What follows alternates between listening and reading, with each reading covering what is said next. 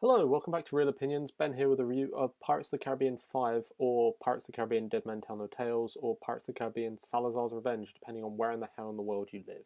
The stupid amount of titles aside, Pirates 5 isn't the worst in the series by any country mile, but it's also nowhere near the best. The series has been kind of running out of steam for the last 10 years anyway. Curse of the Black Pearl, I think, is actually really great as an adventure movie anyway, especially as a kind of Disney kids-aimed action-adventure film. Even by Dead Man's Chest, things were starting to wear thin a little bit, though. And At World's End was a bit of a piss take with just how long and overly complicated and too many characters were in it. But then by On Stranger Tides, the fourth film, which came out a whopping 6 years ago now, everything seemed to be really running thin as things had turned basically into a Captain Jack spin-off. Pirates of the Caribbean 5 tries to kind of fix a lot of the problems the fourth one had, and tries to fill in a lot of the gaps and tie things back to the original trilogy, some of which it succeeds at doing, but most of which it really doesn't. Salazar's Revenge actually works best when it's being its own thing, when it's not trying to tie itself into the pirates' mythos and do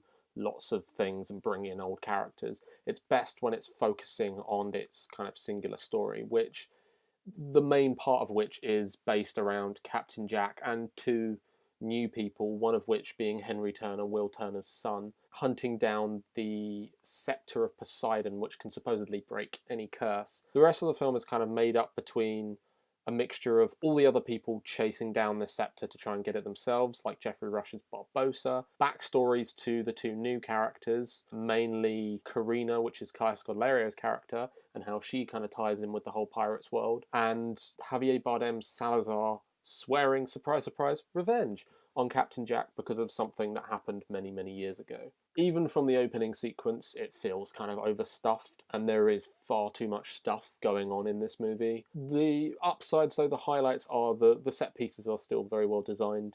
They're just as bonkers as they have been before. They're maybe not quite as clever.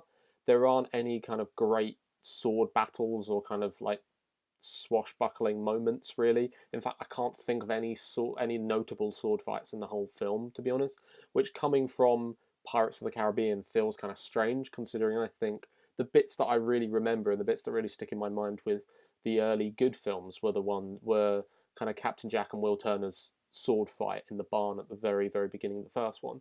So it seems kind of silly that they've done away with so much of that stuff, and most of it is turned to kind of very CGI heavy, over the top chase sequences, which, like I say, whilst entertaining, they're just nowhere near as clever or as well thought out.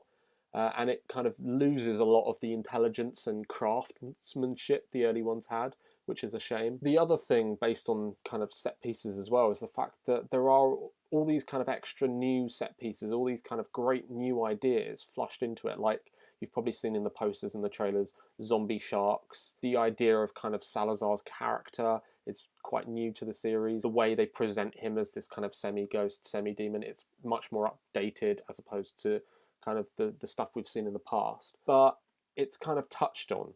It's never really gone into. Like, zombie sharks, which are such an incredible invention, especially in a Pirates of the Caribbean movie, are in it for all of one scene, and that scene has already been shared online and shown as like a promotional clip. So you don't really feel like you get anything new out of that. And the rest of the movie is kind of like overshadowed by all these kind of standard Pirates of the Caribbean staples, the things that the Disney bosses assumingly think that everyone wants to see when they see a Pirates of the Caribbean movie, which is basically just Captain Jack Sparrow standing around drunkenly pointing and reacting to things. There isn't really much of anything kind of fresh, really. Anything that is new and anything that does breathe new light into the series is quickly trampled down by stuff that's very old and very kind of boring by this point. Going back to Salazar's character, though, he is 1,000,000% the best thing about this film. There's no questioning the fact that Javier Bardem is on like a completely different level to everybody else in this film.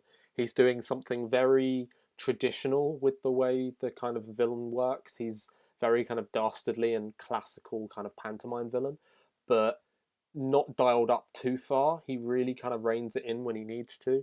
The designs of him look great. His whole kind of delivery is fantastic. He's probably the darkest villain the series has had so far, and that really works. The problem is, like I say, again, he's underused. The movie's called, in pretty much every territory other than America, the movie's called Salazar's Revenge. But it's not really about Salazar's revenge at all. That's kind of an element to the plot. But most of it is this quest for Poseidon's scepter, which again just feels like any other adventure film. It's just the MacGuffin chase. Captain Jack Sparrow has been a fairly big staple character in Disney's world for like 15, 16 years now. And it has got to the point where he is quite stale. I mean, some of it is probably down to the fact that Johnny Depp's star is kind of wavering a little bit with all the stuff going on in his personal life at the moment. But even when you just look at the character objectively, he doesn't do anything. He's not particularly involved in any of the big kind of dramatic moments of this. He runs away from things. He points and drunkenly makes comments at other things. And that's about it, really. The whole film as a whole just feels like it's shuddering along. Nothing amazing really happens. It's just perfectly fine. So overall, Pirates of the Caribbean 5, not great, but not awful either. It's definitely an improvement on Pirates 4, but not quite anywhere near, to be honest, as good as the early Gore Verbinski efforts. Pirates of the Caribbean fans will no doubt have fun with it. I think that's all I can really say. And fans of Javier Bardem will again have a field day because he's amazing. But everything else is just stumbling along perfectly fine, nothing new. So Pirates 5 gets 5 out of 10. There's no two ways about it. Thanks for watching. As always, look out for more reviews in the future, and goodbye.